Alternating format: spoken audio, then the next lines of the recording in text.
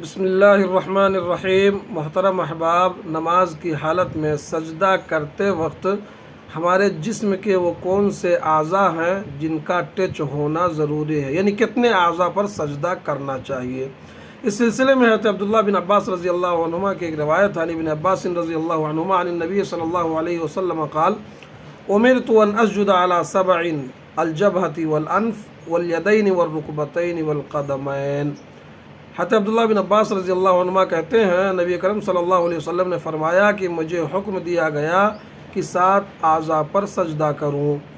ناک اور پیشانی یہ دونوں ایک ہیں، والیدین اور دونوں ہاتھ 2 1 3، والرکبتین دونوں گھٹنے 3 2 5، والقدمین اور دونوں قدم 5 2 7۔ ان 7 اعضاء پر سجدہ کرنا ضروری ہے، یعنی سجدہ کرتے وقت ان 7 اعضاء کا زمین سے ٹچ ہونا ضروری ہے۔ یہ حدیث اس بات پر دلالت کرتی ہے۔